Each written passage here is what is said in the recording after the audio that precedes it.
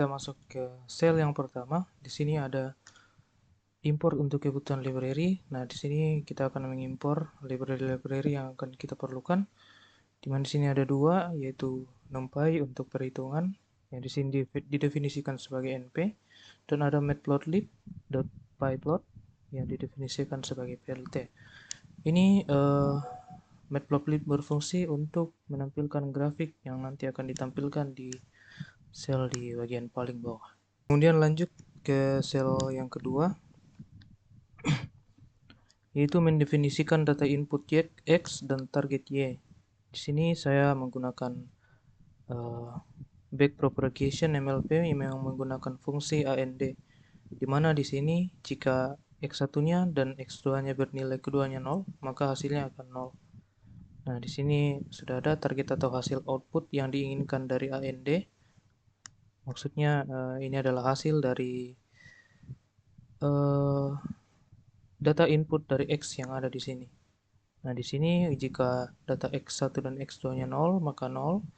Jika 0 dan 1 juga akan tetap 0. Jika 1 dan 0 juga akan tetap 0, kecuali jika X1 dan X2-nya bernilai 1, maka output yang akan dihasilkan akan 1. Nah, di sel ketiga, di sini kita akan berfungsi sebagai untuk memverifikasi bahwa matriks X kita itu berukuran 4 baris dan 2 kolom, atau matriks 4 kali 2, dan target Y-nya nanti adalah matriks 4 kali 1, yang artinya memiliki 4 baris dan 1 kolom, atau 4 kali 1. Nah, di sini sudah ada outputnya. Oh, error. Tunggu saya run semua dulu. Oke, ini sudah tidak error lagi.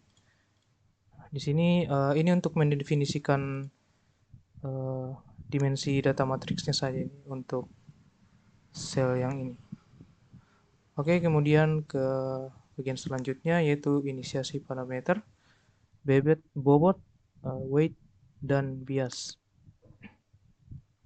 Nah, NP random seed di sini berarti dia mengunci angka acak, yang bertujuan agar setiap kali kode ini di run, hasil angka acaknya selalu sama dan eksperimen bisa direproduksi. Nah, input size 2 ini, input size 2, hidden size, output size, ini artinya kita menentukan bentuk jaringannya. 2 neuron di awal karena ada 2 input, 4 neuron di hidden layer atau lapisan tersembunyi, dan 1 neuron di akhir atau hasil prediksi. Nah, jadi ini artinya 2 input, 4 neuron layer atau hidden layer, dan 1 output. Kemudian ada inisiasi bobot, weight, dan bias, di mana di sini membuat matriks bobot pertama yang akan menghubungkan input layer ke hidden layer. Nanti isinya nilainya nanti akan diisi oleh angka acak.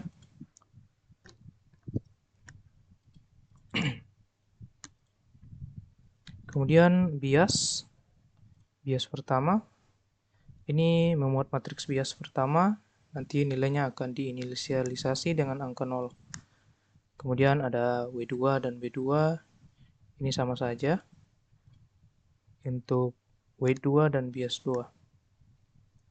Oke, ini kita lanjut ke fungsi aktivasi, sigmoid, dan turunannya. Nah, di sini list kode ini mendefinisikan rumus matematika sigmoid, yang artinya fungsi ini menekan nilai seberapa besar pun hasil dari perhitungan menjadi berada di rentang 0 hingga 1. Nah, dan ini sangat cocok nanti untuk memprediksi kemungkinannya atau probabilitasnya. Kemudian list kode ini sudah ada. List kode ini sigmoid derivatif berfungsi untuk turunannya atau kalkulusnya dari fungsi sigmoid.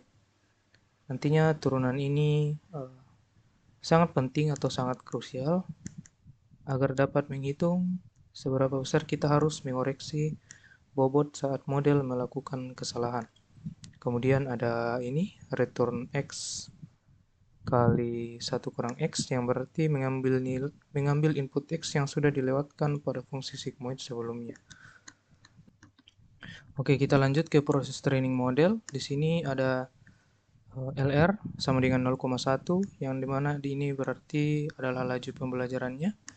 Epochnya 2000, yang berarti jumlah maksimal perulangan model untuk terus belajar dan mengoreksi dirinya sendiri. Kemudian untuk ini adalah list untuk menyimpan riwayat history, history loss, dan akurasi untuk pembuatan grafik nantinya. Kemudian list kode ini for epoch in range epoch, berarti di sini artinya di bawah sinilah nanti mesin akan memulai mengulang-ulang belajarnya dari awal hingga epochnya selesai. Nah, ini ada forward propagation. Propagation yaitu perambahan maju.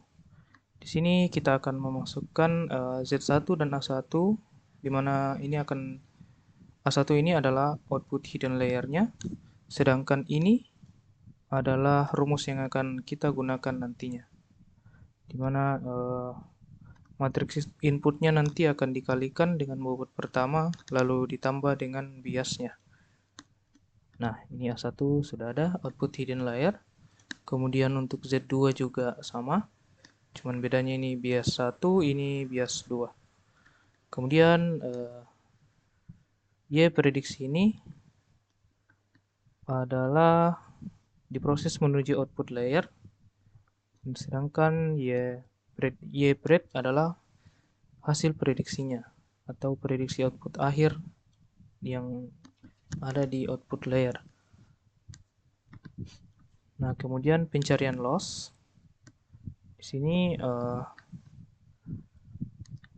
list kode ini berarti menghitung nilai error, yaitu nilai mean squared errornya atau MSE.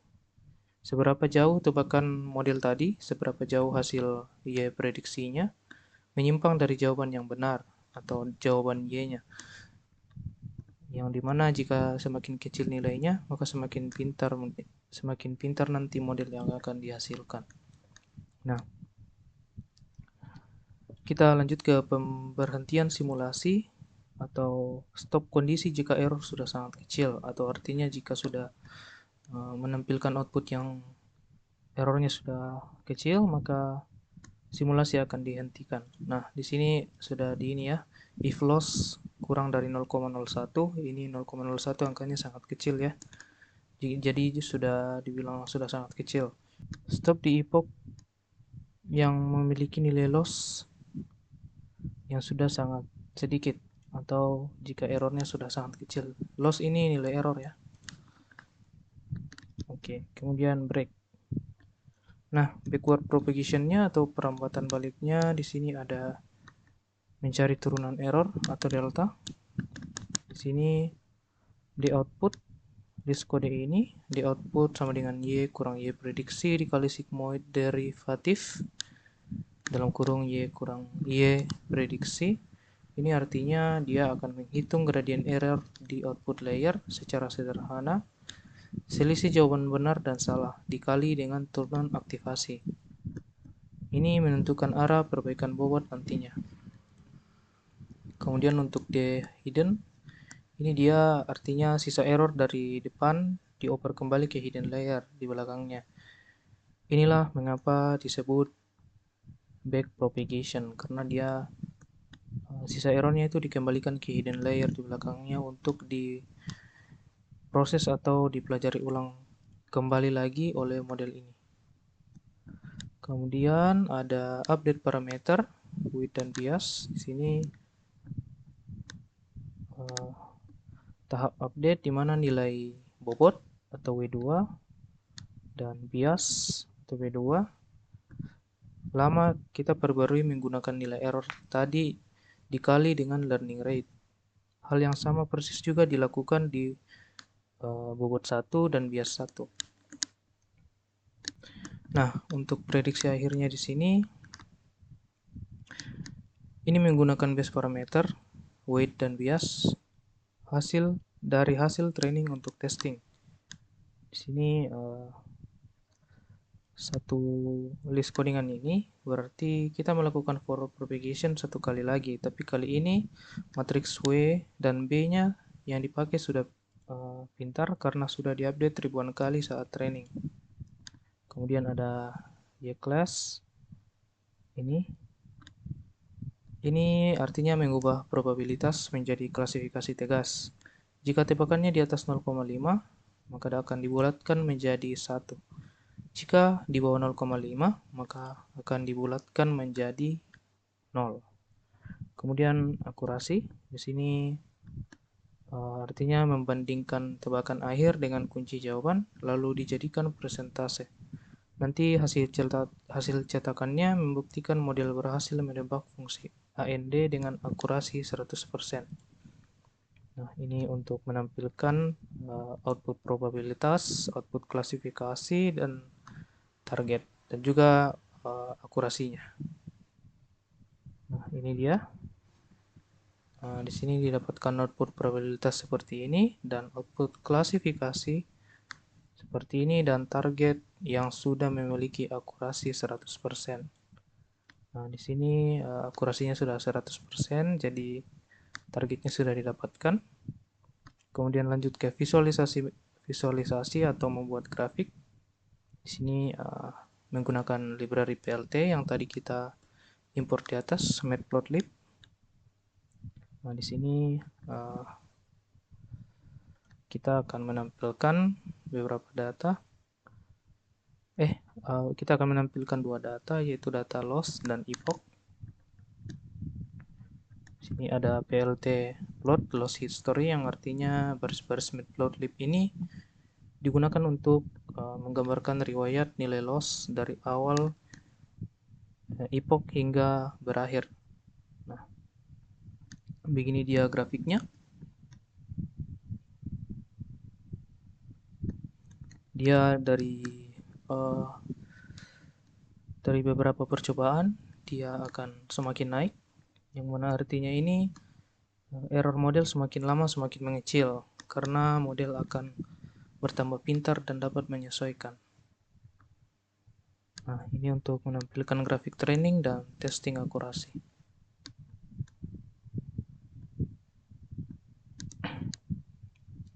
Kemudian ini adalah grafik pemetaan klasifikasi model 0 dan 1.